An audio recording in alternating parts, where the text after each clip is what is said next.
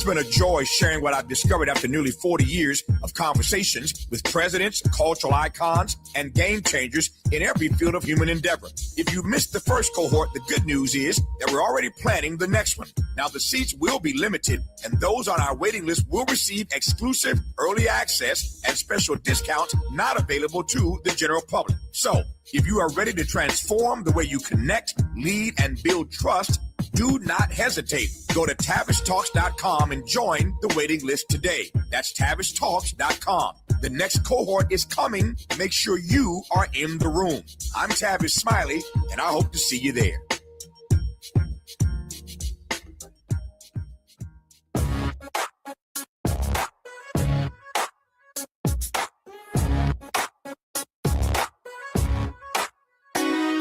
Jesse Jackson Jr. Show.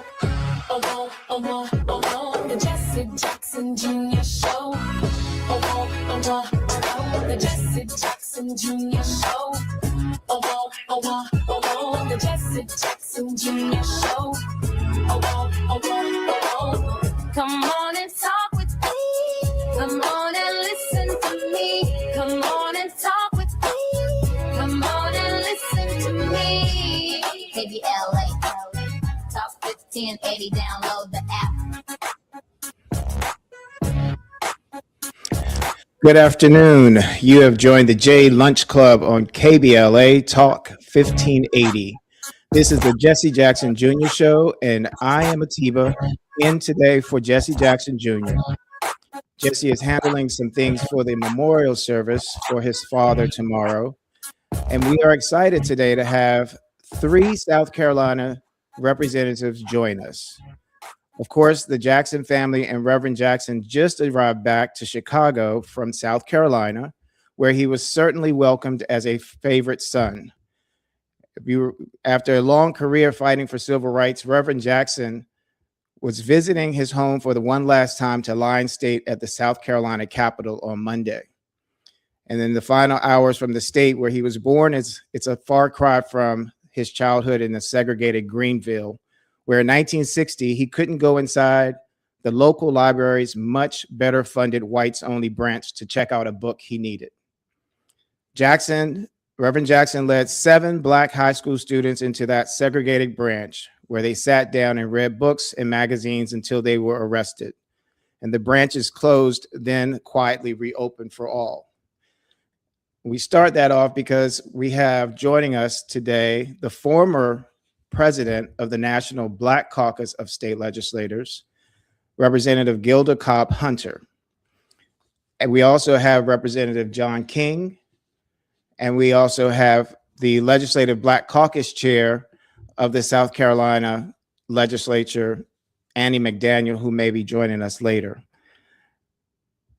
When I think about the things that we have seen over the course of time and the things that happened over the course of Reverend Jackson's life and the African-American state legislators serving in the state of South Carolina, there are so many changes that we can say that have happened over the course of many, many, many decades.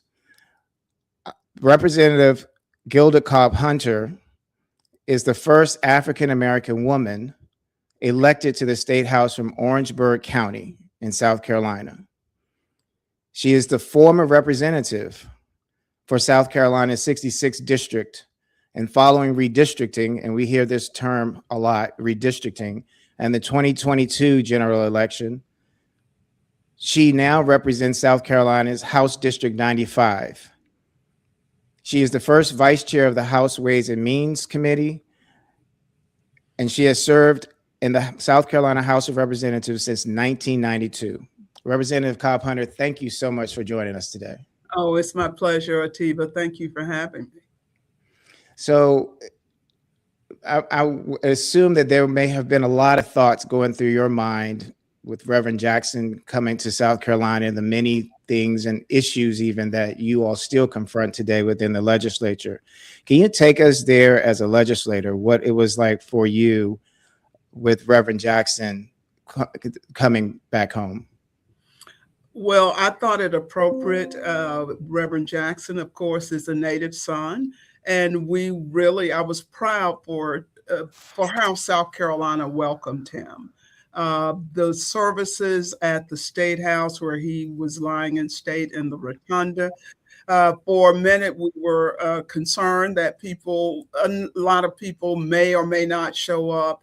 And all of us were just especially pleased to see the outpouring of love and support for Reverend Jackson, not just by South Carolinians, because as I walked the lines wrapped all around the state capitol.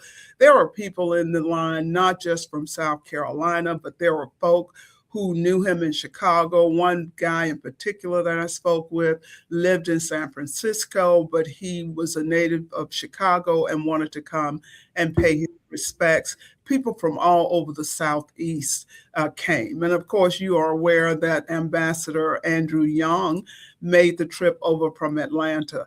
So it was really just heartwarming to see the outpouring of love and support for Reverend Jackson, and for me in particular to see, and indeed a rainbow coalition, because the mourners were all stripes, shades, all of that. And so it was really gratifying to me to see the outpouring of love and support for Reverend Jackson.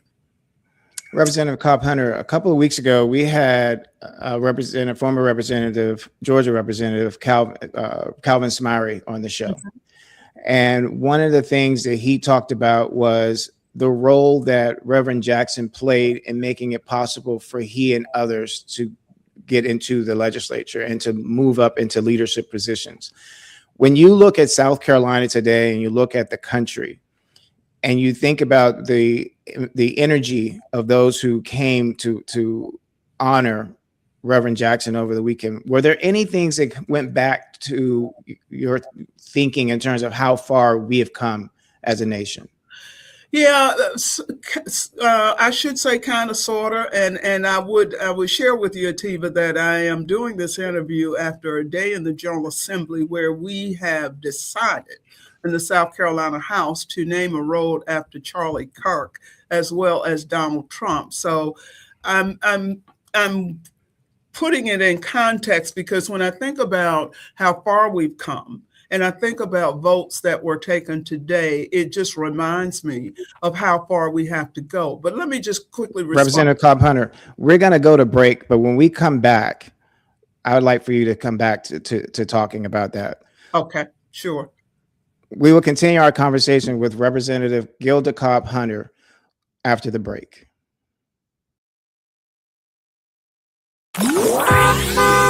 It's afternoon drive time with Jesse Jackson Jr. Only on KBLA Talk 1580. All the women who independent, throw your hands up at me. This March, we're turning up the volume on the women who changed everything. KBLA Talk 1580 is proud to celebrate Women's History Month, honoring the trailblazers, truth tellers, and game changers who shaped our world, our culture, and our community. From the freedom fighters to the firsts, from the boardroom to the front lines, from the unsung to the unforgettable, all month long, we're celebrating the stories, the voices, and the conversations that remind us that women, Black women, have always led the way. Don't miss a moment. This is our moment. This is our story. Stay tuned to KBLA Talk 1580, Los Angeles' home for the conversations that matter. I'm your girl, you're my girl, we're your girls. Won't you know that we love you? Thy ticket, Lady Jennifer of Coolidge. Well, many thanks, good sir. Here'th my Discover card. They accept Discover at Renaissance fairs? Yeah, they do here. Discover's accepted at the places I love to shop. Getteth with the times. With the times? You're playing the lute. Yeah, and it sounds pretty good, right? Discover is accepted at 99% of places that take credit cards nationwide. Based on the February 2025 Nielsen report. Oh, how's that flu, babe? Did you take Dayquil Intense Flu yet? Nah, I got this. Ugh, okay, I don't got this. You stay on the couch, and I'll grab the Dayquil. Undo your flu symptoms with Dayquil Intense Flu. Dayquil Intense Flu provides powerful relief of your flu symptoms. I'm ready for that to-do list. Wow, you do got this. Dayquil Intense Flu, the daytime coughing, aching, fever, under your flu medicine. Use as directed, keep out of reach of children. Hey, can you blow up some balloons for Jack's party? I can't. I'm so congested. You need Sinex Saline from Vicks. Sinex Saline Nasal Spray? Yeah, just Sinex. Breathe. Sinex Saline instantly clears everyday congestion associated with colds and year-round allergies with a gentle, ultra-fine mist that's no mess and easy to control. Daddy, we need more balloons. On it. Enjoy life's important moments without congestion. Try Sinex Saline from Vicks. Just Sinex. Breathe. Use as directed. Now back to more of Jesse Jackson Jr. on KBLA Talk 1580. The Jesse Jackson Jr. Show. The Jesse Jackson Jr. Show. The Jesse Jackson Jr. Show. The Jesse Jackson Jr. Show. King Volley, drop the beat. Come on and talk with me. Come on and listen to me. You're listening to the Jesse Jackson Jr. Show, and I am Atiba, sitting in today for Jesse Jackson Jr. Our guest is Representative Gilda Cobb Hunter, a state legislator in the state of South Carolina. She's the first African-American woman elected to the state house from Orangeburg County, and she's the former president of the National Black Caucus of State Legislators. Representative Cobb Hunter, thank you for joining us. Before the break, you were talking about an issue that was going on there today that gave you pause. Yeah, Atiba, we, like many states probably across the country, are caught up on this Charlie Kirk crap. And what we've done here in South Carolina, and you know this is indeed still Trump country for the most part. We in the legislature today, in the House, passed a resolution honoring Charlie Kirk by naming a couple of roads by him. Now, for him. And we also passed a resolution honoring Donald Trump. Two things come to mind. Neither of those two people are residents of South Carolina. That point being made, neither of those two, in my view, deserve to have a road named after them. And at some point, you have to just say enough is enough. And I had to take the well to talk about the hypocrisy of trying to make Charlie Kirk something that he was not. And it is just appalling to me that we are seeing these kinds of instances around the country where people are trying to lionize people who, quite frankly, don't deserve the honor. And so it was just very difficult for me to sit there and listen to my colleagues, listen to that legislation. And I have to say, coming on the tail end of a week, when we had such an outpouring on Monday for Reverend Jackson and such a celebration, if you will, of his work, of his bringing people together, the whole Rainbow Coalition and all of that, it was just a bit much. And I had to let them know how I felt. And it also brought to mind for me when Reverend Jackson was here. We did when we took down the Confederate flag, and I spent a lot of time with him. My office mate, the late Representative Joe Neal, and I, and Reverend Jackson was in our office in between debates and all of that. Long story short, what I thought about was the point he made when we took down the flag, and what he said was, it's great, I'm paraphrasing, great, you're taking down the Confederate flag. Just don't confuse it with not dealing with the Confederate agenda. His point was, you've got the flag down. What about the Confederate agenda, the agenda of the Confederacy? What we did here today, in my view, was a testament to his point about the Confederate agenda. All that we seem to be doing is making sure that we keep people down. And it's just amazing to me that we just keep letting it happen. So I'll stop. I feel like I'm rambling. No, but thank you so much. I mean, for bringing that to our attention. Yeah. We also want to bring in at this time Representative John King. He's also a member of the South Carolina House of Representatives and has been serving since 2009. He was a Chester City councilman from 1999 to 2000 and a county councilman from 2000 to 2006. Representative King, thank you so much for joining us. Thank you for having me, Atiba, and it's always an honor to be on with my colleague, Representative Gilda Cobb-Hunter, and so who is also my office and suite mate there at the Capitol, and who has honestly taught me a lot about being a legislator. And so I will always honor that. Well, thank you for that. And, it's interesting, one of the things that I often think about is that if you want to know what's going on, call a state legislator. And so, in terms of what you were just talking about, Representative Gilda Cobb-Hunter, Representative John King, you're coming in. We have been talking about reflections of this week with Reverend Jesse Jackson's body and the respect and the honors that were given by the state of South Carolina to him, recognizing his life and civil rights. What were some of your thoughts about the energy that you saw over the last couple of days as it related to Reverend Jackson? Well, I hope for other Black elected officials in South Carolina, it grounded us and made us realize the shoulders in whom we stand on. And I would not be where I am if it was not for people like Jesse Jackson.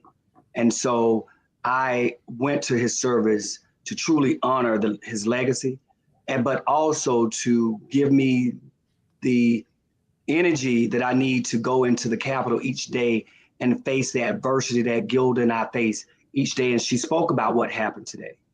And I was also insulted, but I was also happy that we have people like Representative Cobb-Hunter who will stand up and speak up. And she's going to say it just like it is, and she doesn't mind stepping on your toes. And I don't say it because she's on here. I say it because she's real. I mean, I think as we look at what happened this week with Reverend Jackson, he was real. And so she started today's message off in the chamber being just who Jesse Jackson was, speaking truth to power and speaking truth to people who don't want to hear it. And Ms. Cobb Hunter made it very clear that we as Black people in South Carolina are offended by the actions of the General Assembly.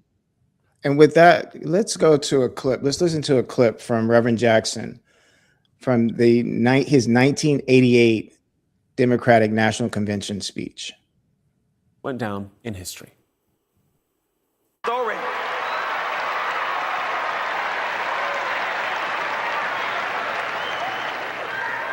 I wasn't always on television. Writers were not always outside my door. When I was born late one afternoon, October 8th, in Greenville, South Carolina, no writers asked my mother her name. Nobody chose to write down our address. A mama was not supposed to make it, and I was not supposed to make it. You see, I was born to a teenage mother who was born to a teenage mother. I understand.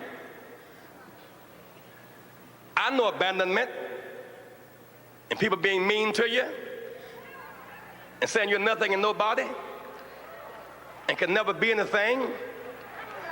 I understand. Jesse Jackson is my third name. I'm adopted.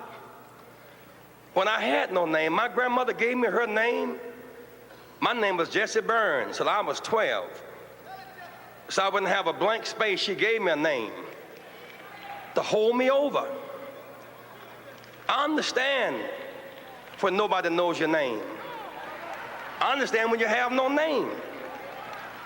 I understand. I wasn't born in the hospital. Mama didn't have insurance. I was born in the bed at house. I really do understand. Born in a 3-room house, bathroom in the backyard, slop job by the bed, no hot and cold running water. I understand. Wallpaper used for decoration? No, for a windbreaker. I understand. I'm a working person's person. That's why I understand you, whether you're black or white. I understand work. I was not born with a silver spoon in my mouth. I had a shovel programmed for my hand. My mother, a working woman. So many days she went to work early, with runs in her stockings. She knew better, but she rolled runs in her stockings so that my brother and I could have matching socks and not be laughed at school. I understand. At 3 o'clock on Thanksgiving Day, we couldn't eat turkey because Mama was preparing somebody else's turkey at 3 o'clock. We had to play football to entertain ourselves. And then around 6 o'clock, she would get off the Alta Vista bus and we would bring up the leftovers and eat our turkey, leftovers, the caucus, the cranberries, around 8 o'clock at night. I really do understand. Every one of these funny labels they put on you, those of you who are watching this broadcast tonight in the projects, on the corners, I understand. Call you outcast, low down, you can't make it, you're nothing, you're from nobody, subclass, underclass. When you see Jesse Jackson, when my name goes in nomination, your name goes in nomination. I was born in the slum, but the slum was not born in me. And it wasn't born in you, and you can make it. Wherever you are tonight, you can make it. Hold your head high. Stick your chest out. You can make it. It gets dark sometimes, but the morning comes. Don't you surrender. Suffering breeds character. Character breeds faith. In the end, faith will not disappoint. You must not surrender. You may or may not get there, but just know that you're qualified and you hold on and hold out. We must never surrender. America will get better and better. Keep hope alive. Keep hope alive. Keep hope alive. On tomorrow night and beyond. Keep hope alive. I love you very much. Wow. Nice. Before we go on, I want to also introduce Representative Annie McDaniel, who is also a member of the South Carolina House of Representatives. She's been serving in South Carolina since 2008, and she is also the chair of the South Carolina Legislative Black Caucus. Representative McDaniel, thank you so much for joining us. Thank you. As we just watched a clip of Reverend Jackson speaking at the 1988 Democratic National Convention. And Representative McDaniel, since you're just joining us, I'd like for you, if you could, give us briefly some of your thoughts about Reverend Jackson being there, as well as what that clip meant for you. And I also see that in the background, we have Representative Keyshawn Scott joining us. So thank you so much, Representative Scott, for joining us. Well, in listening to the script, it kind of took me back to my younger years. You know, I'm one of those individuals that walked through a way that was paved mostly by my mom and her strong belief in God. And so when he was making the comments and the people, I like his comments, you know, I am somebody, and he makes people feel as though they're worth something, and it's not always a path of who you know to get you where you need to go, but it's the tenacity of you just trudging forward. And so it just took me back through those days when I used to watch him and Reverend Dr. Martin Luther King and Malcolm X and many others who gave us hope and let us know that no matter where you are, you can be anywhere you want to be and you can go anywhere you want to go. Representative Carpenter, we have a couple minutes before break. Do you want to give us some of your thoughts listening to that clip? Well, I was there. I was a delegate, and my first convention was 1984 as a Jesse Jackson delegate, and at the 88 convention. So it was like a full circle moment. I got a little teary watching him and watching the reactions. And by the way, one of those faces is a woman from South Carolina, B. Thompson, who's a retired city council member from Anderson, South Carolina. And so it was really good to hear him, to see him, and to see the beginnings, I think. Well, not the beginnings, because the beginnings were in 84, but seeing the Rainbow Coalition still alive and well 4 years later at the 88 convention was just great. Those words, like my colleague Rep. McDaniel said, it's just good. It was good to hear them. Kind of brought back memories. And after the day we've had, keep hope alive is something we really need to hear today, Atiba. So thank you. And thanks for the team for playing that clip. Brought back pleasant memories. And for me, you know, I was 16 years old when he gave that speech. Little did I know that a year later, he was going to be giving the high school graduation speech at my alma mater, Dunbar High School in Washington, D.C., the first African-American high school for us, for African-Americans after slavery. And there's just so many different things that I can say that Reverend Jackson touched. But also when I get a chance to talk with you all and the work that we do, get to do with you all, it's amazing. So we're going to go to break. When we come forward, we're going to continue our discussion and our reflection of Reverend Jackson as the nation gives its final salute to the work Reverend Jackson rendered to the nation. We are reflecting on the life of Reverend Jackson as the nation prepares to lay him to rest. I'm Atiba, and when we come forward, we will continue our conversation. It's afternoon drive time with Jesse Jackson Jr. Only on KBLA Talk 1580.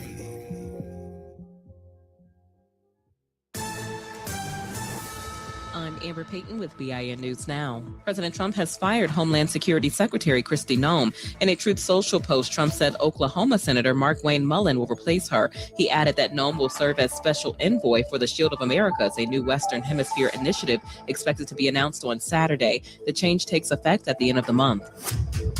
The woman involved in a 2-year affair with former University of Michigan football coach Sharon Moore, who was Black, is no longer employed by the university. A spokesman says her contract expired February 28th. Moore is accused of breaking into her home after being fired last December and is due in court tomorrow.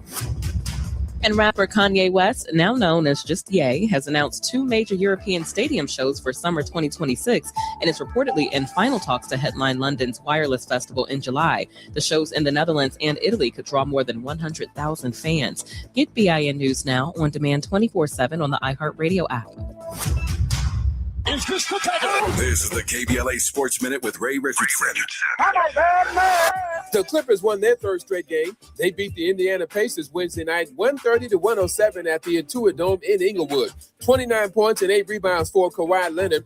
Darius Garland had 12 points and 8 assists off the bench. It was Garland's first home game for the Clippers since the February 5th trade that brought him to LA in exchange for James Harden. Garland had been sidelined for a month with a foot injury. The Lakers are at Denver tonight. The Lakers also have a 3-game winning streak. The Big Ten Conference Women's Basketball Tournament tips off today in Indianapolis. UCLA, the number 2 team in the country, is the number 1 seed in the tournament. The Bruins' first game is Friday at noon local time. They will meet the winner of today's game at noon between USC and Washington. All games in the tournament will be broadcast live on the Big Ten Network. No debates, no speculation, just the info you need. That's your KBLA Sports Minute. I'm Ray Richardson. More news, opinions, and conversation when we come forward on KBLA Talk 1580.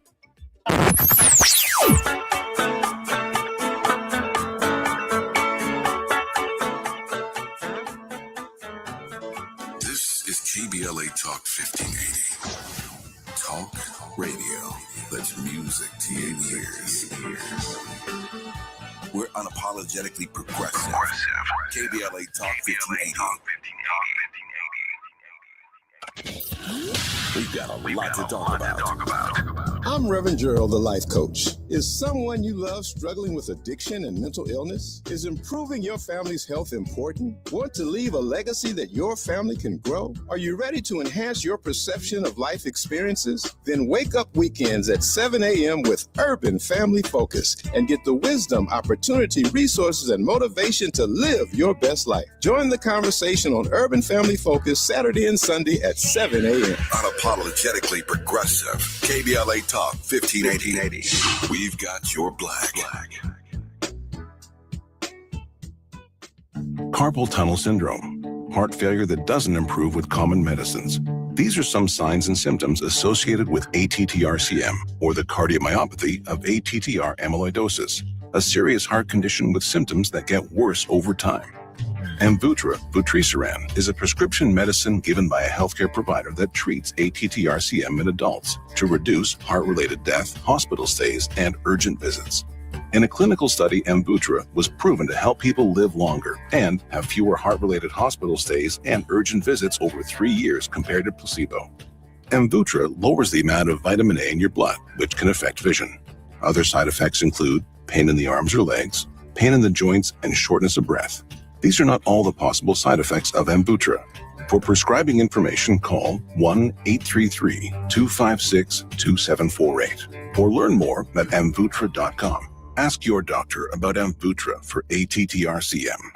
Pizza's here. Oh, great. I'd love some, but I'm worried about my stomach issues. If you're worried about having diarrhea, gas, bloating, stomach pain, or loose, oily stools, it may not just be stomach issues. It could be a condition called exocrine pancreatic insufficiency, or EPI. With EPI, the pancreas doesn't release enough enzymes to break down food, but EPI is manageable. Use the symptom checker on identifyepi.com and talk to your doctor. That's identifyepi.com.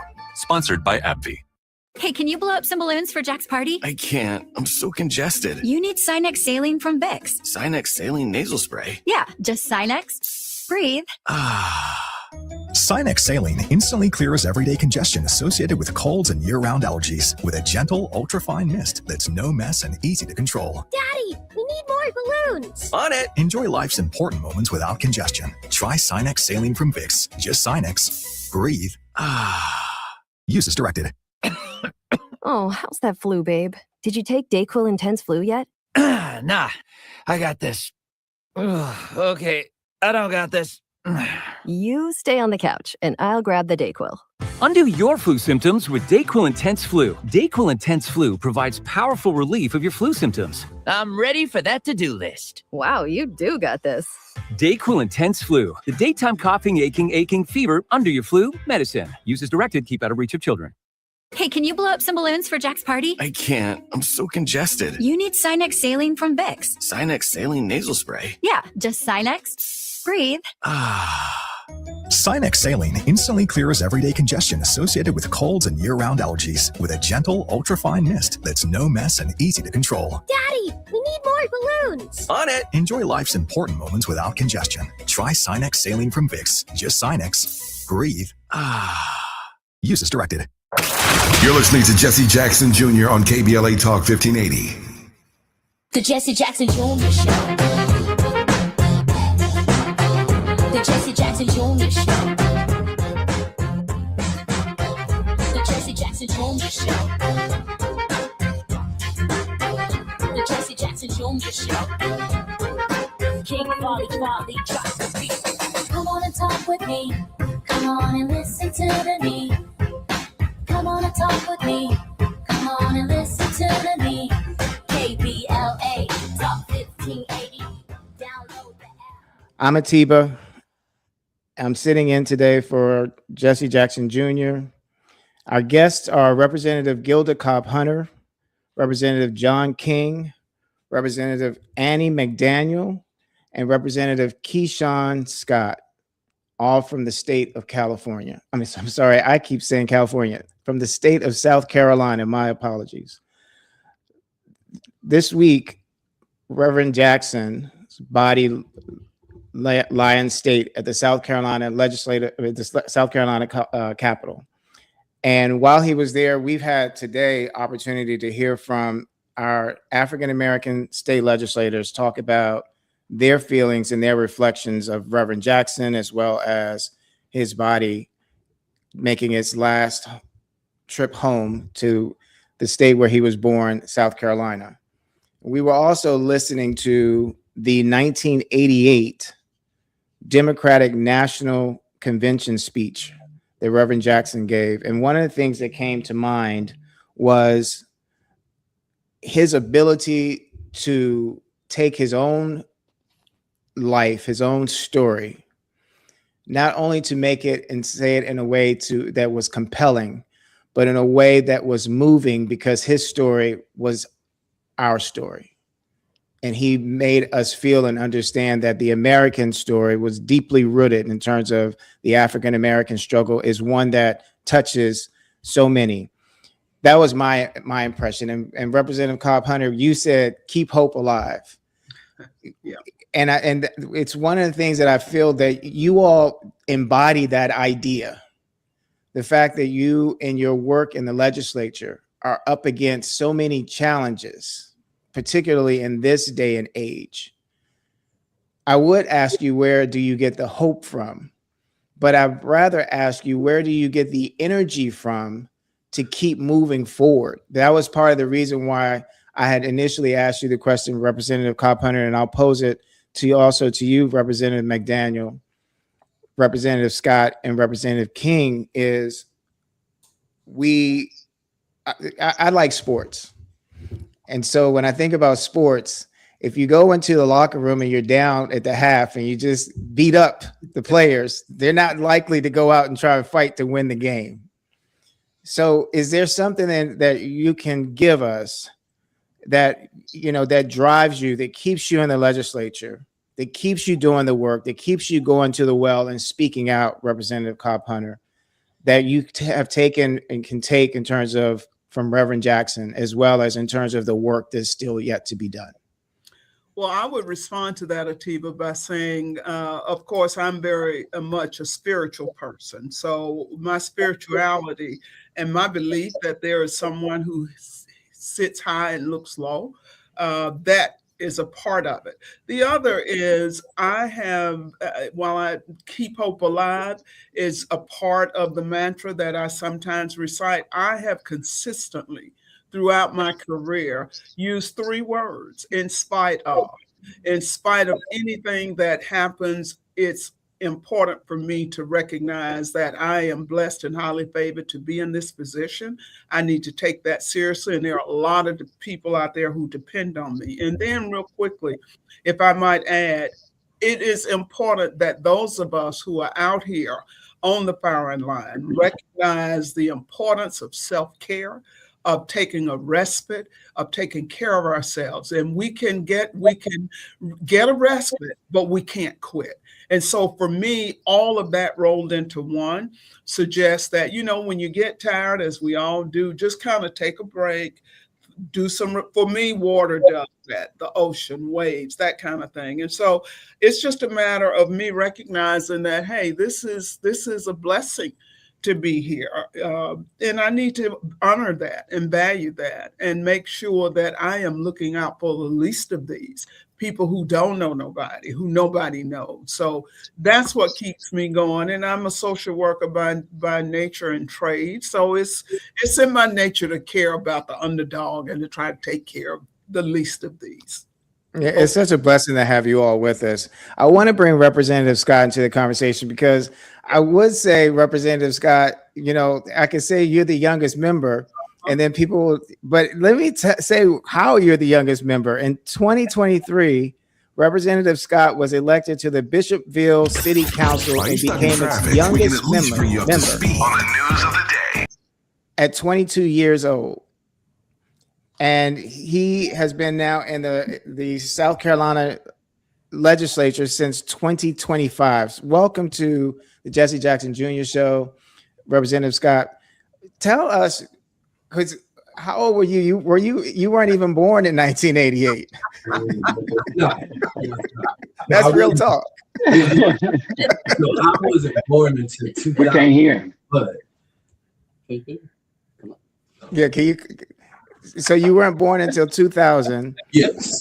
What moved you to run for city council, and how, reflecting on the life of Reverend Jackson, how has his life impacted you? And what are some of the things that you're seeing as a young person that's bringing energy to this? I want to say to this thing, but to this game. Where is it that you are, and what is it that you're seeing, and where is it that you can offer us in terms of, from a position of hope?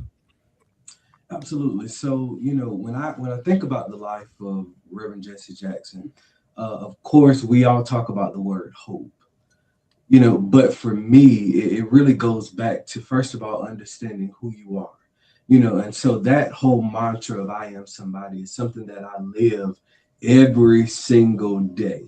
And so, I find hope in knowing who I am, knowing who the people represented me to be, and most of all, getting the opportunity to show up every single day to fight the good fight. And so that is what I try to encourage the next generation in doing. And I'm so grateful for, my amazing colleagues here in the South Carolina House, because simply we are in a fight. But every single day we show up, no matter the numbers, no matter the criticism that we all receive, but we show up every single day and we put forth that fight because we understand who we are and what we're sent here to do. Representative McDaniel, as the chair of the Legislative Black Caucus there in South Carolina, can you tell us, one, how many members are there in the legislature? And then tell us some of the challenges that you all face. But if you could also, what are some of the things that an everyday citizen can do to help you all in the work that you do? We currently have 36 members between the House and the Senate. The Senate, we have 8, and then we have the remaining is in the House. Things that people can do to help the caucus is most definitely, we have a website, SC Legislative BC. Folk can go out there and put their email address in and sign up for our newsletter that we try to send out on a monthly basis. And it lists all of the things that the caucus is doing. It lists upcoming events. Sometimes we have events that are just like this one, they're taped. So they can watch what's going on and send us questions. Some of the summits that we do, we had one that was the State of Black South Carolina, very successful. We've done healthcare. We have the elected officials, Black elected officials from throughout the state come in, and we have a summit with them. And we try to stream all of them live, and we try to put the streaming on YouTube and also on our website. And most recently, we did one with the clergy, which was very successful. We had about 70 different clergy persons show up from throughout the state. And what our message is, Atiba, that we're sending, and let me say again, thank you for this opportunity and being here. We are encouraging individuals to pay close attention to the upcoming next 3 elections. We have 2026 coming up, which is an interim. That's our opportunity to start showing our power, flipping some seats. Then we have the 2028 election. Of course, that's the presidential. And I think if we can get the momentum and show that we flip seats in 2026, then that would carry forward to 2028 and really making South Carolina more of a blue state. Then in 2030, we have the census coming up. And we want to encourage people to go ahead and start getting ready. Spartanburg, South Carolina is one of 2 areas in the nation that is being used as a pilot. So we're trying to take advantage of that. So our message now is we've got to narrow the gap. We have a supermajority in both the House and the Senate, and we've got to make sure that we change that. Thank you. Thank you for that. When we come forward, we're going to continue our discussion and our reflection of Reverend Jackson as the nation gives its final salute to the work Reverend Jackson rendered to the nation. And I'm Atiba, and when we come forward, we'll continue our conversation. This is KBLA.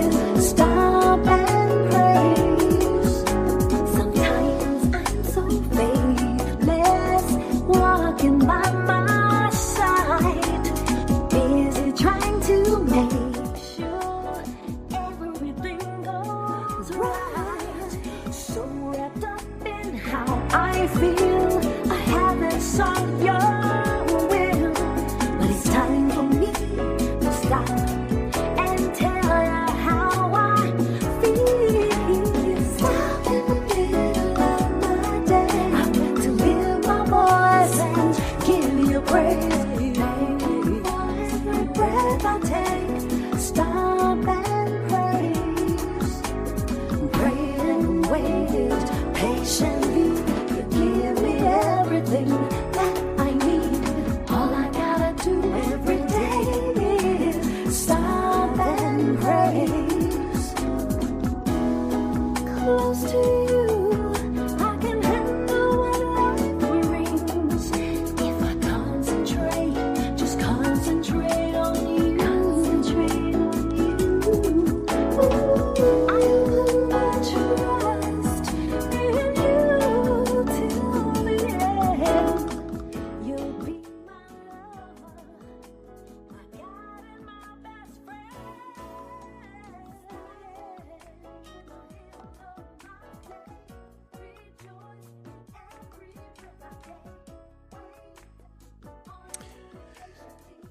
You're listening to the Jesse Jackson Jr. Show. I am Atiba, sitting in for Jesse Jackson Jr. today. Our guests are Representative Gilda Cobb Hunter, Representative John King, Representative Annie McDaniel, and Representative Keyshawn Scott. All are members of the South Carolina House of Representatives. I want to thank you all for joining us today and want to, in our last few minutes, hope, I think, is one of the major things when people think about the work of Reverend Jackson was keeping hope alive. And as we pass that torch on, Representative Scott, we talked about you being the youngest member here. Representative King, if you could start us off, and before we go to today, could you also give us just a few more of your personal reflections, but then also a word of hope? And then would love for each one of you to also give us a word of hope as we come to the end of our show. Well, thank you, Atiba. You know, there's hope. When KBLA 1580 Santa Monica. When we can have the opportunity to have a space like this, where our people can talk about issues that face our community. But also hope is what you see in that room with Representative McDaniel, Representative Scott. And that is the hope that I see every day that I go to the chambers and I can see someone like Representative Scott that we can leave this state in the hands of when we're not here in the chambers. So that's the hope that I believe in, because I believe that we do have young Black folk that are ready to lead and be in positions that we are in today. Let me say this to you, and many may not agree with some of the things that I may say, but while I believe in the Rainbow Coalition and looking out for everyone, what I saw in the recent election there in Texas is that while we're looking out for other folk and fighting for them, they're not there to support us. And what am I talking about? I'm talking about Representative Congresswoman Jasmine Crockett, and the very community that has been assaulted by this president. In my opinion, the very community that she was fighting for did not support her. And so it has been my role as a legislator from the very beginning is to acknowledge that I am a Black representative and that I represent, while I represent a variety of folk, my focus is on the people that look like me, because we don't have the same voices and number of voices in public office that other groups do have. So the hope that I have is that I hope that more of us will get engaged and get involved, maybe not run for office, but be more engaged in the political process, because everybody can't be elected, but there are things that we can do that can change the trajectory of our community. So thank you for allowing me this opportunity. And thank you for joining us. Representative Scott. Absolutely. So I'll say very briefly, what I believe hope is on this past Monday, having the opportunity to celebrate the life of a legend here in South Carolina. was what hope looked like to me. You know, some of my colleagues and myself had the opportunity to actually go outside and walk around the line to see the various individuals that came, some as far as New York, down to Florida and Georgia, who came to pay their respects to a living legend. And so as we had that opportunity, I believe that, you know, that is what hope looked like. We were able to come together across party lines and differences in skin color and things like that to celebrate a man who meant so much to this world. I believe that's what hope looks like, and that's the hope that we should continue to carry forward as we continue to go through these turbulent times in this world. So I, again, thank you, Atiba, for this opportunity.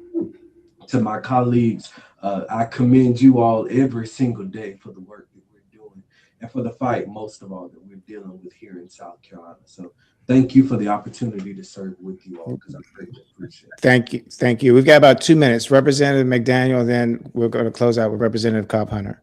Okay, I'll try to be quick. And hope for me is, as Rep King said, seeing the young folk when they come in and they just hang out with us and learn and grow from us. And Representative Scott has just been a yeoman as it relates to coming in and learning and understanding before he jump out and say some things that may not be kosher. I mean, he's just, I call him sometimes, I say, you're an old man in a young man's body. So, but just to kind of sum it all up, hope for me is just something being there for individuals to grab on. And I do believe seeing Reverend Jesse Jackson landing, well, for those of us who did get to see him, but just him being in the State House, that gave us hope that those things that he fought for us for so many years are finally coming to fruition in some form or the other. And him getting the recognition that he should have gotten a long time ago, but he just started getting it after he passed away. And just, again, as I stated earlier, reflecting on some of these sayings, you know, I am somebody. And just when I hear that, and when I see some of the sayings in the readings, it gives me hope that I can keep going. And no matter how tough it may get, just say my little scripture, read my scriptures, and trust and pray in God, and the rest will be all right. Representative Cobb Hunter, we got about 1 minute. Hope for me is the realization that people are coming to, that civic engagement is what we all need to be about. We've got to get informed, be informed, get involved, understand what's going on and how serious it is, and recognize that there is a role for everyone. And there are so many roles that you can play that don't involve being an elected official. Most leaders, most people who get things done, in my experience, are people without titles. All of you out there without titles, how about step up to the plate and figure out how you can help keep hope alive? Representative Scott, Representative McDaniel, Representative King, Representative Cobb Hunter. I want to tell you all, thank you so much for joining us. Thank you so much for giving us your perspectives and for sharing your feelings about Reverend Jackson and your great state of South Carolina. Thank you so much for offering your words of hope. You all are our heroes, and we just appreciate you. We appreciate all of the work and the challenges that you face every day and how you do it and how you face it on for the least of these and for all of us. So thank you so much for joining us. Thanks, Atiba. We have been reflecting on the life of Reverend Jackson as the nation prepares to lay him to rest. If you're listening in and you were waiting to hear Jesse's voice, I'm Atiba. I'm sitting in for Jesse Jackson Jr. When we come forward, we'll continue our conversation. This is KBLA 1580 Santa Monica. I'm Amber Payton with BIN News Now. President Trump has fired Homeland Security Secretary Kristi Noem. In a Truth Social post, Trump said Oklahoma Senator Markwayne Mullin will replace her. He added that Noem will serve as special envoy for the Shield of Americas, a new Western Hemisphere initiative expected to be announced on Saturday. The change takes effect at the end of the month. The woman involved in a 2-year affair with former University of Michigan football coach Sharon Moore, who was Black, is no longer employed by the university. A spokesman says her contract expired February 28th. Moore is accused of breaking into her home after being fired last December and is due in court tomorrow. And rapper Kanye West, now known as just Ye, has announced 2 major European stadium shows for summer 2026 and is reportedly in final talks to headline London's Wireless Festival in July. The shows in the Netherlands and Italy could draw more than 100,000 fans. Get BIN News Now on demand 24/7 on the iHeartRadio app. This is the KBLA Sports Minute with Ray Richardson. The Clippers won their 3rd straight game. They beat the Indiana Pacers Wednesday night 130-107 at the Intuit Dome in Inglewood. 29 points and 8 rebounds for Kawhi Leonard. Darius Garland had 12 points and 8 assists off the bench. It was Garland's first home game for the Clippers since the February 5th trade that brought him to LA in exchange for James Harden. Garland had been sidelined for a month with a foot injury. The Lakers are at Denver tonight. The Lakers also have a 3-game winning streak. The Big Ten Conference Women's Basketball Tournament tips off today in Indianapolis. UCLA, the number 2 team in the country, is the number 1 seed in the tournament. The Bruins' first game is Friday at noon local time. They will meet the winner of today's game at noon between USC and Washington. All games in the tournament will be broadcast live on the Big Ten Network. No debates, no speculation, just the info you need. That's your KBLA Sports Minute. I'm Ray Richardson. More news, opinions, and conversation when we come forward on KBLA Talk 1580. Yeah, y'all, come on. Pick up the drums. At KBLA Talk 1580, we fight the power every day. Yeah, gotta give us what we want. Gotta give us what we need. Hey. I listen to KBLA and I love the commercials. I know what the commercials mean. I also, if I'm looking and trying to figure something out, I need something to talk to me that might hit me. And it happens on TV because, you know, every time they show a sporting event, they got the pharmaceutical companies back to back telling people how to fix the sickness on the same stuff that they sell them. So we get it. Yep, we get it too, Chucky. And that's why at KBLA Talk 1580, we don't black down. Drop it. Our freedom of speech is freedom of death. We got to fight the powers that be. Fight the power. Fight the power.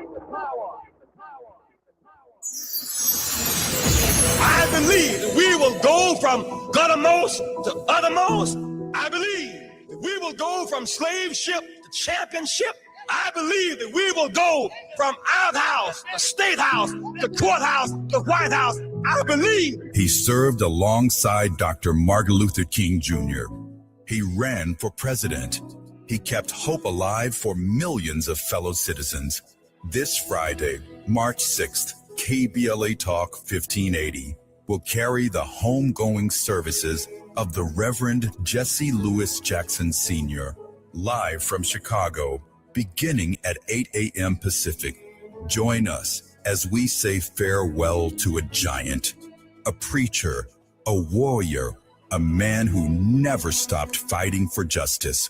The homegoing service of Reverend Jesse Jackson. This Friday, live starting at 8 a.m. Pacific, only on KBLA Talk 1580. Hold your head high. Stick your chest out. It gets dark sometimes, but the morning comes. Don't you surrender. You hold on and hold out. Keep hope alive. Keep hope alive. Keep hope alive.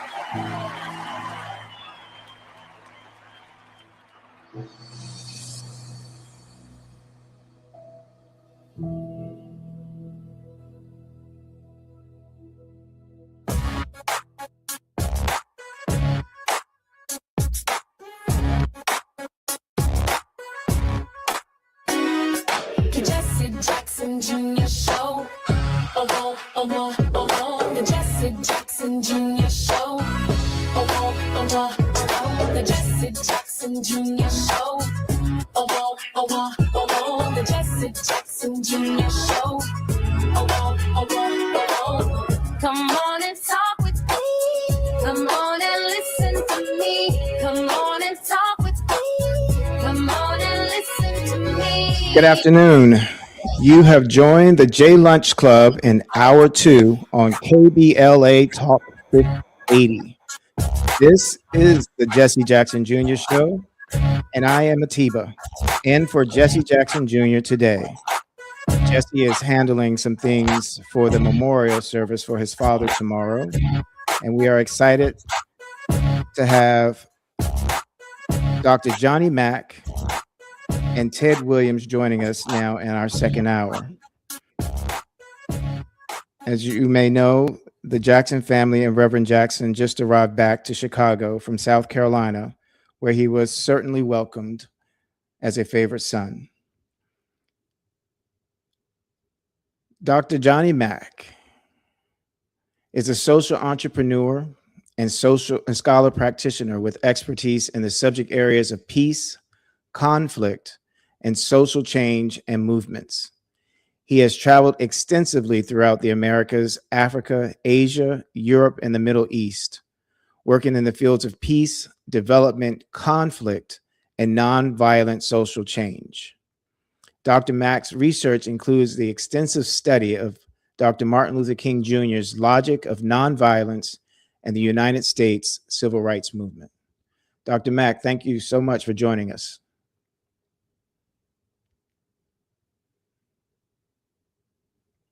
Dr. Mack? Atiba. Yes, Good sir. to be here. Thank you. It's good to see you. Good to be with you. When our first hour, we were talking with four African American state legislators from the state of South Carolina, and they talked to us about their feelings of Reverend Jackson. Some of it was the history of some of the things that they've seen happen over the course of the last 40, 50 years.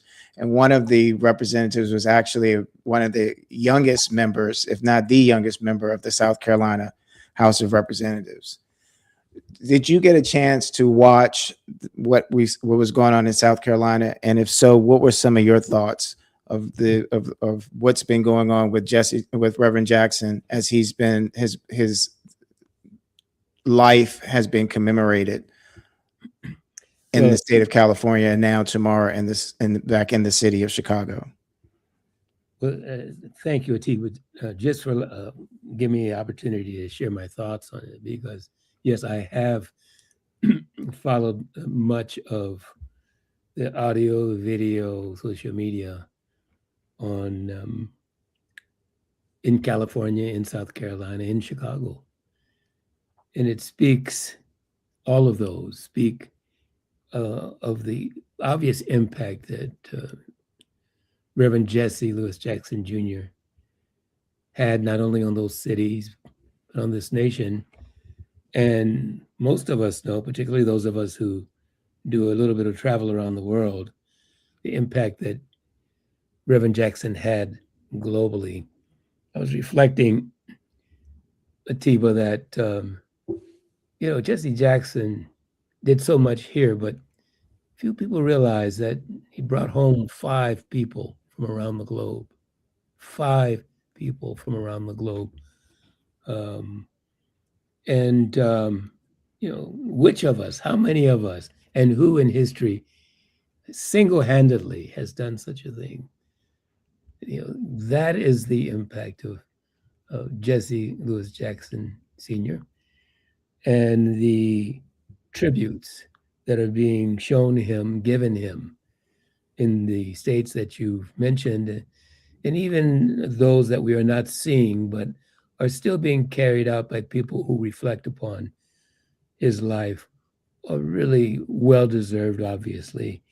And I'm just so thankful to have known him and to be part of much of what some of his family does. And watching on social media, Jesse Jr.'s post about his travels, for one, just the emotional for me to think of your father taking the journey that they took to bring his body to South Carolina.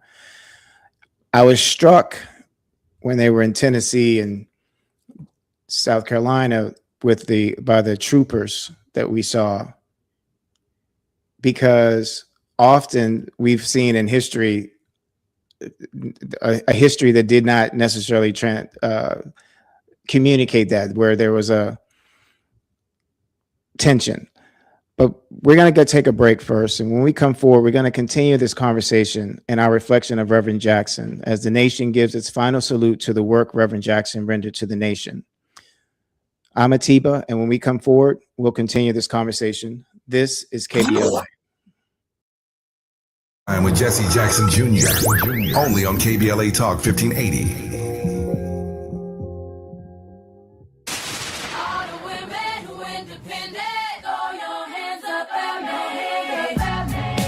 This March, we're turning up the volume on the women who changed everything. KBLA Talk 1580 is proud to celebrate Women's History Month, honoring the trailblazers, truth tellers, and game changers who shaped our world, our culture, and our community. From the freedom fighters to the firsts, from the boardroom to the front lines, from the unsung to the unforgettable, all month long, we're celebrating the stories, the voices, and the conversations that remind us that women, Black women, have always led the way. Don't miss a moment. This is our moment. This is our story. Stay tuned to KBLA Talk 1580, Los Angeles' home for the conversations that matter. I'm your girl, you're my girl, we're your girls. Won't you know that we love you? Thy ticket, Lady Jennifer of Coolidge. Well, many thanks, good sir. Hereeth my Discover card. They accept Discover at Renaissance fairs? Yeah, they do here. Discover is accepted at the places I love to shop. Getteth with the times. With the times? You're playing the lute. Yeah, and it sounds pretty good, right? Discover is accepted at 99% of places that take credit cards nationwide. Based on the February 2025 Nielsen Are report. you drowning in IRS tax debt? Angela was. She called Civic Tax Relief and saved over $80,000. Felicia was having health problems, got behind on her taxes, interest and penalties were adding up. She called Civic Tax Relief and saved over $15,000. Civic Tax Relief is a professional tax negotiation firm that can protect you from the IRS. If you're getting collection letters, call Civic Tax Relief for a free consultation. They will go to work helping you discover all the relief programs you may qualify for free. James owed the IRS $37,000. Civic Tax Relief represented him against the IRS, and by the time everything was completed, he did not owe the IRS anything. If you are in trouble with the IRS, call Civic Tax Relief for your free consultation now. 800-200-2257. 800-200-2257. Get a free consultation and real tax relief. Call 800-200-2257. 800-200-2257. KBLA Talk 1580, connecting you with the world. African Focus Incorporated is a community-based organization whose mission is to bring Africans and African Americans together, lead charitable initiatives on the motherland, and educate people from all walks of life on the beauty, legacy, and opportunity of Africa's 54 nations. And it's that time once again when African Focus is teaming up with KBLA Talk 1580 for our 8th annual African Focus Trailblazers Tour. Travel with us in 2026 when we're headed to the Southern African nations of Zambia and Botswana for a historical, cultural, and vacation tour led by me, Dominique DePrima, Cultural Ambassador for African Focus Incorporated. Enjoy luxurious accommodations, conscious fellow travelers, shopping, adventures, cultural tours, wildlife safaris, and a giant waterfall, one of the world's 7 wonders, along with a chance to be of service at an orphanage on the continent. Become an AFI trailblazer by exploring the motherland with a nonprofit organization that has members in Africa and America to help roll out the red carpet for you, and together we'll make a difference and have fun doing it. For more information, visit africanfocus.org or call 310-676-7300. That's 310-676-7300 or africanfocus.org. Whether it's stateside or exploring the diaspora, we're with you every step of the way. African Focus and KBLA Talk 1580. Come go with us. Now back to more of Jesse Jackson Jr. on KBLA Talk 1580. The Jesse Jackson Jr. Show. The Jesse Jackson Jr. Show. The Jesse Jackson Jr. Show. You're listening to the Jesse Jackson Jr. Show on KBLA 1580. I'm a team, and you are listening to Conversations with Atiba.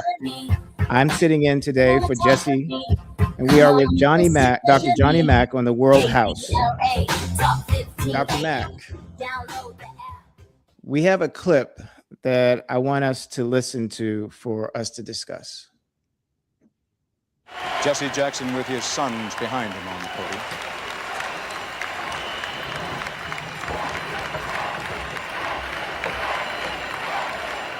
Thank you.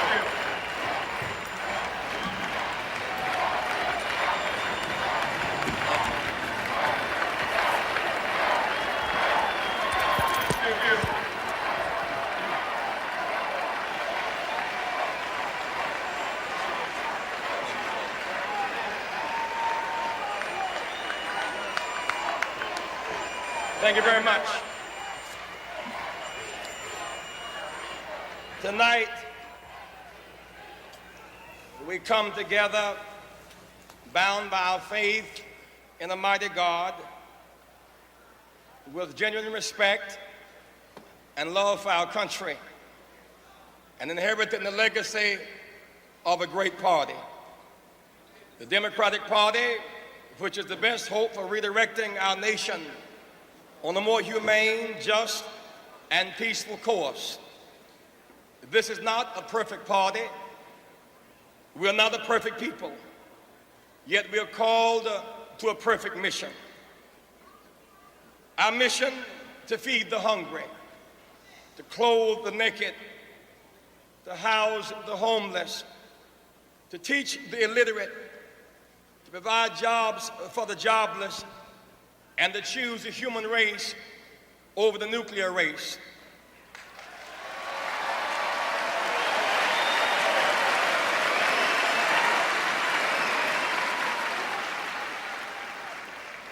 We are gathered here this week to nominate a candidate and adopt a platform which will expand, unify, direct, and inspire our party and the nation to fulfill this mission. My constituency is the desperate, the damned, the disinherited, the disrespected, and the despised. They are restless and seek relief. They have voted in record numbers. They have invested the faith, hope, and trust that they have in us. The Democratic Party must send them a signal that we care. I pledge my best not to let them down. There is the call of conscience, redemption, expansion, healing, and unity. Leadership must heed the call of conscience, redemption, expansion, healing, and unity, for they are the key to achieving our mission. Time is neutral and does not change things. With courage and initiative, leaders change things. No generation can choose the age or circumstance in which it is born, but through leadership, it can choose to make the age in which it is born an age of enlightenment, an age of jobs and peace and justice. Only leadership, that intangible combination of gifts, discipline, information, circumstance, courage, timing, will, and divine inspiration, can lead us out of the crisis in which we find ourselves. Leadership can mitigate the misery of our nation. Leadership can part the waters and lead our nation in the direction of the promised land. Leadership can lift the boats stuck at the bottom. I've had the rare opportunity to watch 7 men and then 2 pour out their souls, offer their service, and heal and heed the call of duty to direct the course of our nation. There is a proper season for everything. There is a time to sow and a time to reap. There's a time to compete and a time to cooperate. I ask for your vote on the first ballot as a vote for a new direction for this party and this nation, a vote of conviction, a vote of conscience. But I will be proud to support the nominee of this convention for the President of the United States of America.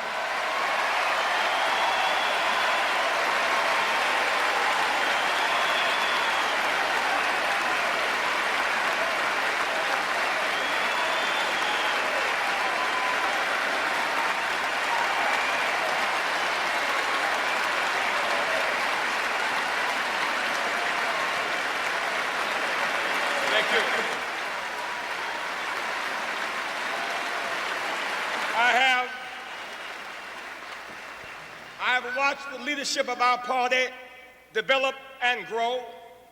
My respect for both Mr. Mondale and Mr. Hart is great.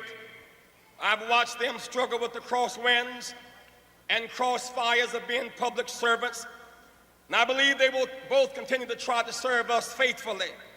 I'm elated by the knowledge that for the first time in our history, a woman, Geraldine Ferraro, will be recommended to share our ticket.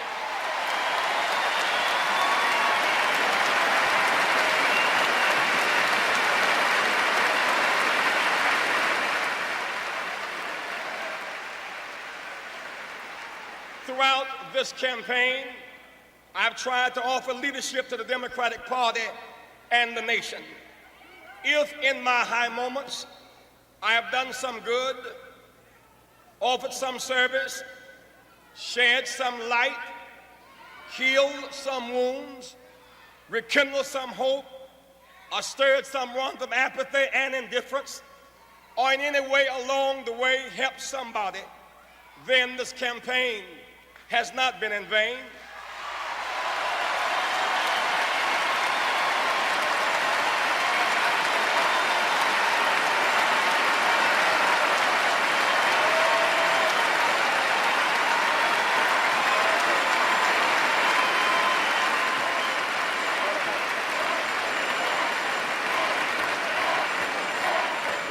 For friends who loved and cared for me, and for a God who spared me, and for a family who understood, I'm eternally grateful. If in my low moments, in word, deed, or attitude, through some error of temper, taste, or tone, I've caused anyone discomfort, created pain, or revived someone's fears, that was not my truest self. If there were occasions when my grape turned into a raisin, and my joy bell lost its resonance, please forgive me.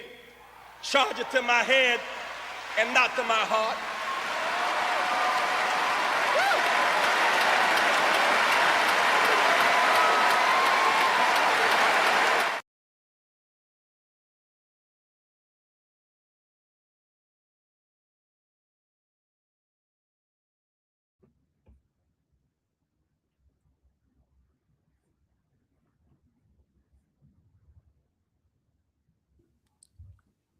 Dr. Mack, watching that and thinking of me as a 12-year-old listening to his speech, someone who had studied, when I say studied as a 12-year-old, as best I could as a 12-year-old, the life of Dr. King. I was born 4 years old today, 4 years after Dr. King's assassination. And I felt, and I had a feeling, and I'm wondering if you may elaborate if I'm on the right path, that Reverend Jackson was picking up and carrying the torch forward of things that Dr. King was talking about, particularly in the later part of his life. And one of the things that comes to mind from Dr. King is how we're all tied together in this inescapable mutual web. And he talks about so many different things in that speech that today are just as relevant as it was then. They are relevant now. In the first hour, we listened to an excerpt of his 88 speech, and that one was from his 84 speech. And one of the things that sticks out so much to me from that was early on when he says, choose the human race over the nuclear race. What are your thoughts? Am I right in thinking that some of what Reverend Jackson was saying then was also picking up where Dr. King had left off? Well, of course, Atiba, it goes without saying, King learned, or Jesse Jackson learned much from King. King was an incredible example for that cadre of what I like to call gladiators, who fought the good fight for peace and justice. And yes, you can hear in Reverend Jesse's speech echoes of the impact that Dr. King had on his life. I was a bit older than you in '84, maybe more than a bit. And I recall that speech. I recall watching that speech and being so proud and impressed. I've followed King from my earliest days. I was just a kid when King, led his campaign. And then to see Jesse, along with others, not alone, but Jesse rose in a way that others did not. And to see him was such an inspiration for me as a young man.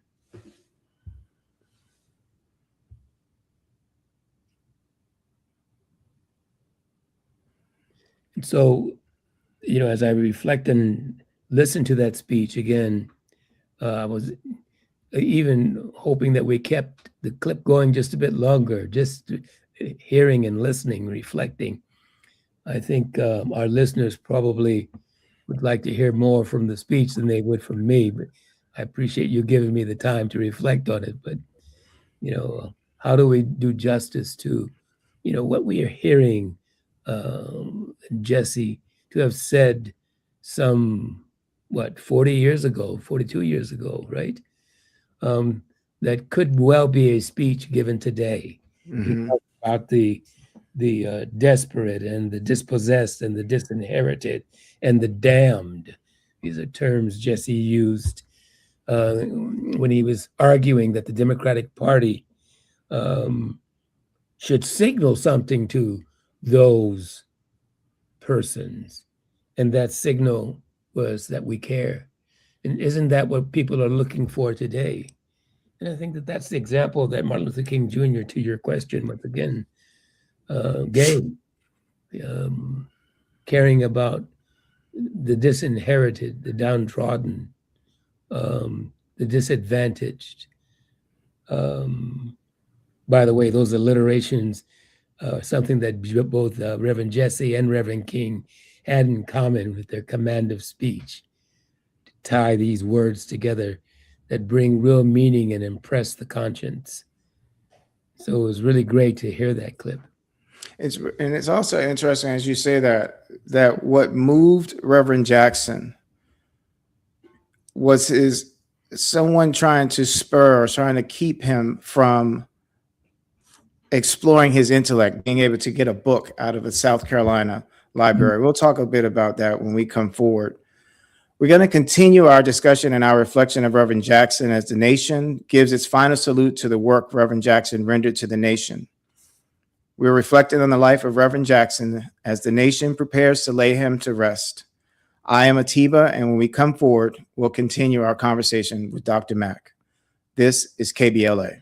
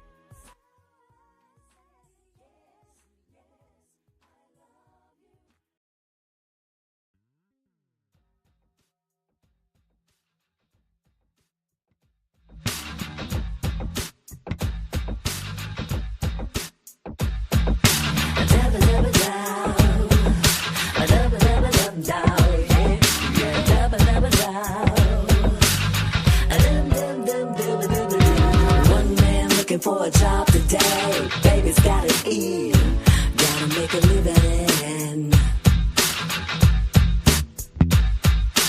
No luck getting on the gravy train. Another night on the street chillin', out there chillin'. A young man wanna be a big success, sells misery to the people.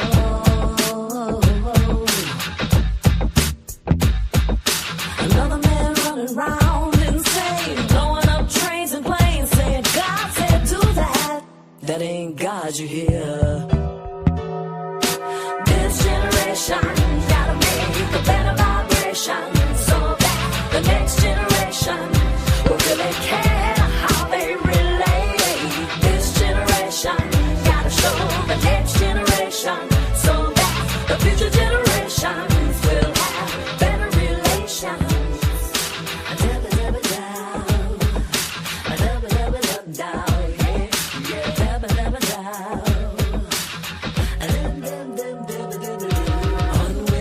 On the gravy train, looking for a better life for her children.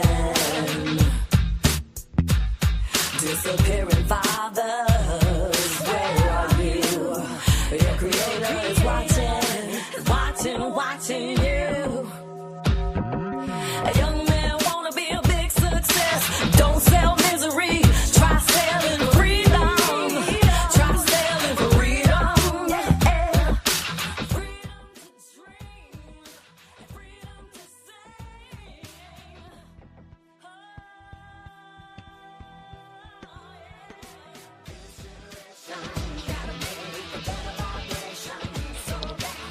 You're listening to the Jesse Jackson Jr. Show on KBLA Talk Name changes 1580. in every field of human endeavor. If you missed the first cohort, the good news is that we're already planning the next one. Now, the seats will be limited, and those on our waiting list will receive exclusive early access and special discounts not available to the general public. So, if you are ready to transform the way you connect, lead, and build trust, do not hesitate. Go to TavishTalks.com and join the waiting list today. That's TavishTalks.com. The next cohort is coming. Make sure you are in the room. I'm Tavish Smiley, and I hope to see you there.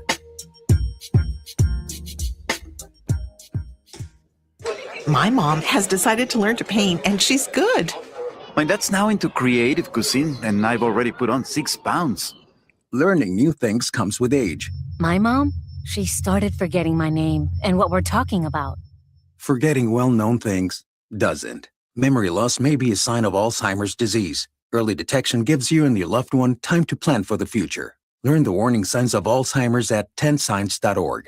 Brought to you by the Alzheimer's Association and the Ad Council. You're listening to Jesse Jackson Jr. on KBLA Talk 1580. The Jesse Jackson Jr. Show. The Jesse Jackson Jr. Show. The Jesse Jackson Jr. Show. You're listening to the Jesse Jackson Jr. Show on KBLA Talk 1580. I'm Atiba, and you're listening to Conversations with Atiba. I'm sitting with Dr. Johnny Mack on the World House. And joining us also is Mr. Ted Williams III. He's an educator, actor, and an author who teaches political science at the City Colleges of Chicago. Welcome, Ted. How are you? Couldn't hear you. Sorry, I said I'm fantastic. How you guys doing? Oh, great, great. You may have had a chance to listen a bit to the excerpt that we shared from the 1984 Democratic National Convention, where Reverend Jackson gave a rousing speech, and was wondering what your thoughts are today. We know that tomorrow is the homegoing services for Reverend Jackson.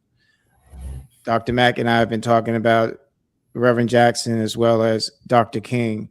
Was wondering if you could give us some of your thoughts and perspective in terms of the life of Reverend Jackson. Yeah, so I am one of the myriad people across the country who have been significantly inspired by the life of not only Dr. King, but Reverend Jackson. Really, this connection of faith and social justice has been transformative for so many of our lives. I read a book of his in college just because I wanted to dig more deeply into his work called Legal Lynching around the death penalty and his moral opposition to the death penalty. And it really shaped what I would end up writing for my thesis at the University of Chicago and my work in the community, and then going on to seminary myself to really study these principles of social justice and the theology behind liberation.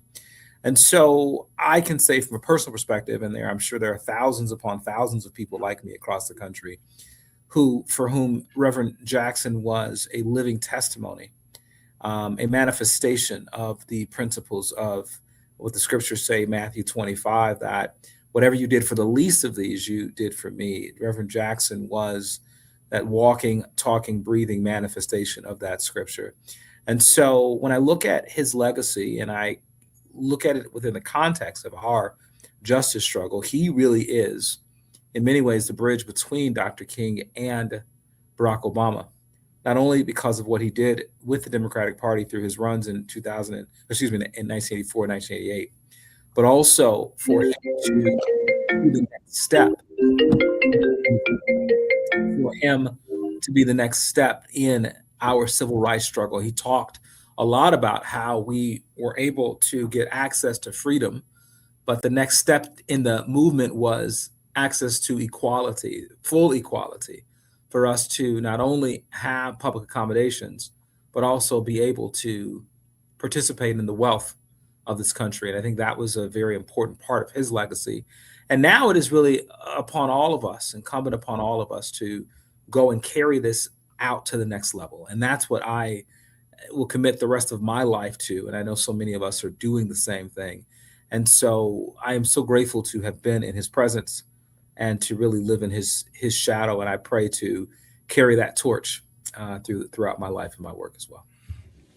Dr. Mack, and what comes to mind, in the first hour, we spoke with 4 African-American state legislators from the state of South Carolina, the state where Reverend Jackson was born. What comes to mind right now is the power of the vote. Is there a power that we have not, that is still an untapped power that we haven't reached into, which is what the struggle was that we saw from the civil rights movement and how we came about to get the Voting Rights Act? And then do you see, or possibly, that there has been a lax way of looking at the power of the vote? Atiba, it's a very important question. It's a question that perhaps is wrapped in the larger scheme of democracy itself and what is happening around the globe today. The question of whether or not the democratic process really delivers for the very people that Jesse Jackson Sr. spoke of in that 84 clip at the convention: the despised and the disinherited, the damned and the dispossessed. And of course, voting is being threatened. Voting rights have pretty much been dismantled legislatively. And I think people, Atiba, Dr. Williams, are growing disenchanted. And that's one of the worst things we can possibly do. Rather than in solidarity, organizing and amalgamating, concentrating our efforts to disperse ourselves politically, not participate in the democratic process and in voting, is at our own peril. And so the question you raised is so very important. I think Jesse Jackson Sr. certainly understood this and gave his life to the whole concept, the whole idea of this democratic process and to voting itself. Dr. Williams, working with students at the city colleges in Chicago, what are some of the things that you're hearing from students? Are they disenchanted, or have they given up? Have they lost hope? I think what, unfortunately, we face in this climate and this culture is a real need to educate the electorate about what the democratic process is. I hear not only in the classroom, but outside of the classroom in the community, so many conversations about how we haven't accomplished anything, how, we're in the same place we were 50 years ago, how the Democratic Party and the Republican Party are exactly the same. And I literally was talking to a group of students today about how when you don't dig into the reality of history, the reality of legislation, the reality of context with respect to these questions, of course, it's easy on the surface to say, both the Democrats and the Republicans bombed countries. Both the Democrats and the Republicans have been involved in voter suppression. But when you press in and you understand how our progress was made, the Civil Rights Act of 64, Voting Rights Act 65, Housing Rights Act of 68, you understand that there was a clear legislative process that one modern party has pushed forward and the other modern party has rejected. And so when I talk to my students, I am trying to make sure that they see, and they are seeing, there is a lot of frustration, there is a lot of apathy, there is a great deal of people being disenchanted with the political process. And yet, as Reverend Jackson would remind us, that hope is a powerful thing and we must keep it alive. And so every day, I get the opportunity in a very special place to, in a one-on-one or 1-on-10 or 1-on-15 environment, to get our students to start thinking differently. And I'm telling you, I feel like this is God's work here, folks, because we are converting some of these students and we're getting some of them engaged and getting them involved in the process. And that makes me encouraged and excited about the future. When we come forward, we're going to continue this discussion, as well as talk a bit about Jasmine Crockett in Dallas County and what Reverend Jackson changed in the party and what is being done now in regard to voter suppression. We are reflecting on the life of Reverend Jackson as the nation prepares to lay him to rest. I'm Atiba, and when we come forward, we'll continue our conversation. This is KBLA. While you're stuck in traffic, we can at least bring you up to speed on the news of the day. You're listening to Jesse Jackson Jr. only on KBLA Talk 1580.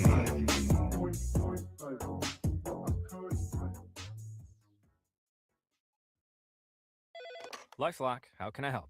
The IRS said I filed my return, but I haven't. 1 in 4 tax-paying Americans has paid the price of identity fraud. What do I do? My refund, though. I'm freaking out. Don't worry, I can fix this. LifeLock fixes identity theft guaranteed and gets your money back with up to $3 million in coverage. I'm so relieved. No problem. I'll be with you every step of the way. 1 in 4 was a fraud-paying American. Not anymore. Save up to 40% your first year with promo code NEWS at LifeLock.com. Terms apply. There's no championship league for small business owners, but if there was, you'd be at the top of the standings. Because going pro with Lenovo Pro means you've got the winning formation, one-on-one advice, IT solutions, and customized hardware powered by Intel Core Ultra processors help you stay ahead of the competition. Business goes pro with Lenovo Pro. Sign up for free at lenovo.com/pro. Lenovo. Carpal tunnel syndrome, heart failure that doesn't improve with common medicines.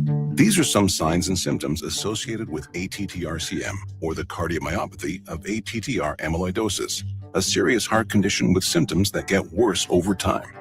Amvuttra, vutrisiran, is a prescription medicine given by a healthcare provider that treats ATTR-CM in adults to reduce heart-related death, hospital stays, and urgent visits. In a clinical study, Amvuttra was proven to help people live longer and have fewer heart-related hospital stays and urgent visits over 3 years compared to placebo.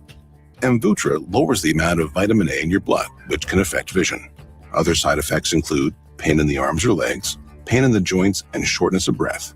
These are not all the possible side effects of Amvuttra. For prescribing information, call 1-833-256-2748 or learn more at amvuttra.com.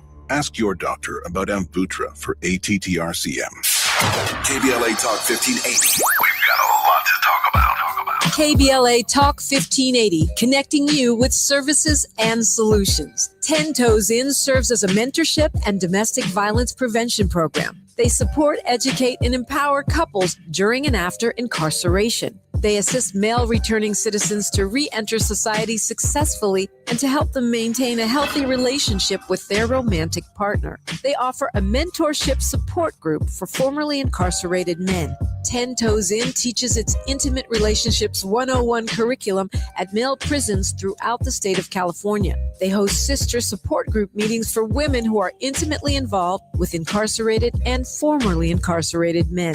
10 Toes In is a 501c3 nonprofit organization. To access their services or make a donation, please visit them online at 10toesin.org or find them on Facebook or Instagram. They are healing lives through relationships. This is a community call to action from KBLA Talk 1580. KBLA Talk 1580, connecting you with the world. African Focus Incorporated is a community-based organization whose mission is to bring Africans and African Americans together, lead charitable initiatives on the motherland, and educate people from all walks of life on the beauty, legacy, and opportunity of Africa's 54 nations. And it's that time once again when African Focus is teaming up with KBLA Talk 1580 for our 8th annual African Focus Trailblazers Tour. Travel with us in 2026 when we're headed to the Southern African nations of Zambia and Botswana for a historical, cultural, and vacation tour led by me, Dominique DePrima, Cultural Ambassador for African Focus Incorporated. Enjoy luxurious accommodations, conscious fellow travelers, shopping, adventures, cultural tours, wildlife safaris, and a giant waterfall, one of the world's 7 wonders, along with a chance to be of service at an orphanage on the continent. Become an AFI trailblazer by exploring the motherland with a nonprofit organization that has members in Africa and America to help roll out the red carpet for you, and together we'll make a difference and have fun doing it. For more information, visit africanfocus.org or call 310-676-7300. That's 310-676-7300 or africanfocus.org. Whether it's stateside or exploring the diaspora, we're with you every step of the way. African Focus and KBLA Talk 1580. Come go with us.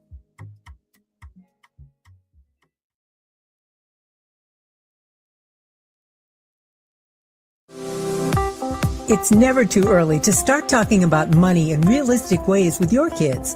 JP Morgan Chase navigates how to educate your kids now about creating long-lasting, healthy money habits. Whether your kids are in elementary school, high school, or college, now is a great time to start a conversation about ways to create healthy money habits as they grow, ultimately benefiting their financial future.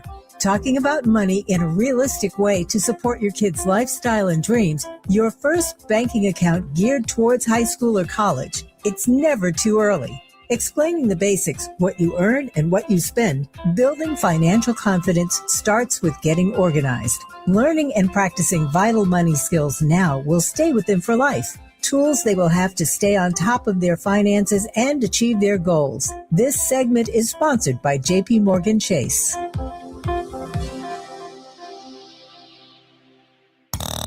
Now back to more of Jesse Jackson Jr. on KBLA Talk 1580. The Jesse Jackson Jr. Show. The Jesse Jackson Jr. Show. The Jesse Jackson Jr. Show. The Jesse Jackson Jr. Show. King Folly drops the beat. You're listening to the Jesse Jackson Jr. Show on KBLA Talk 1580. I'm Atiba, and you are listening to Conversations with Atiba. I'm sitting in for Jesse today, and we are with Dr. Johnny Mack on the World House.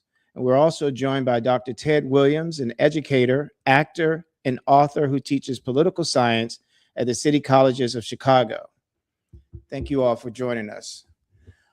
Before we go back into the conversation that we were having, I wanted to also make sure that our listeners know that both the Tavis Smiley Show and the Jesse Jackson Jr. Show will be superseded by KBLA's live stream of the homegoing services for Reverend Jackson in Chicago. Please join us as we bring to a close our 3-week salute, commemoration, and celebration of the life of the Reverend Jesse Jackson. Dr. Williams and Dr. Mack. Before we went to break, we were talking about voting and then talk about Congresswoman Jasmine Crockett's run for the United States Senate in Texas and what we saw happen in Dallas County. And around the country, we've been seeing efforts to suppress the vote. How on the heels of the work of the Reverend Jesse Jackson, how do we keep hope alive? How do we keep and move people to vote? Dr. Williams, you talked about education, but how do we keep this energy going, or how do we even build the energy? And I would say in a short amount of time, considering that we have the November midterms coming up and we have primaries that are going on, like the one that just happened this past Tuesday. I think you're on mute, Dr. Williams. We know that that's a very important question. We know that there is trickery around the political process. Sister Jasmine Crockett talked about this and these closing and switching of polling locations at the last minute. And so we understand that we have to, unfortunately, work twice as hard to get half as much in this country oftentimes. I do believe that the vote is worth it. I do believe that to organize and strategize is worth it. I ran for office myself in the city of Chicago, the city council here about 10 years ago now. And I remember as we were trying to get signatures, we had to get double the number of signatures just in case there was some trickery, just in case they knocked off the our signatures off the ballot. And so we recognize that is what we have to do. It is not fair, but it is ultimately what I think is going to push us forward in this space. And I'm going to tell you, we've had victories. We've had many, many victories. I think the victory of Reverend Haynes down there in Texas is a victory as well. I think there are many, many places and spaces across the country that we'll see that. In the city of Chicago, we have a primary coming up in just less than 2 weeks. And I know that we will see some very good candidates who will get support. And so while, we have to look at the glass as not half empty, but half full, there are definitely challenges to democracy, but there are great opportunities, and we have to focus on those and keep pressing forward. Dr. Mack? Yeah, I would just quickly say, adding to Dr. Williams' point, that understanding mobilizing and organizing is key here. Just earlier today, I was listening to the radio and I heard someone say that one political party is very good at mobilizing, while the other political party is good at organizing. And I think that we as a people have to be good at both. We have to understand the difference between the two. The final thing I'll say is that voting is, as Dr. Williams said earlier, is about education, and he also mentioned process. Voting is not an event. It is not a one-time transaction. It is a process that, yes, may be culminated with a day of action, but there's a process before and even after voting that we tend to miss as a people, that we have to be better educated about, informed about, and executing if we are to really realize our full potential in this democratic process. It makes me think about, have an image in my mind of the men and women and children who marched in Selma across the Edmund Pettus Bridge. It makes me think about Reverend Jackson speaking before the Democratic National Convention in '84 and 1988. And to think that oftentimes we march, but perhaps maybe part of the marching that we can do today is a march to the polls, is a march together so that we are voting in numbers that are too large to manipulate the outcome. I want to say to both of you, thank you so much for your providing your insight. If you could, if maybe in 15 seconds, give us a quick word of hope. Real quickly, Reverend Jackson used to always say that in sports, when the rules are clear and they're transparent, we win. And I think in politics, we will win as we continue to push to have transparency and accountability and quality in the rules. Dr. Matt? And I would say that HOPE is an acronym. How our people excel. Again, HOPE is an acronym. How our people excel. Thanks for listening. Thanks for being with us. You've been listening to the Jesse Jackson Jr. Show on KBLA.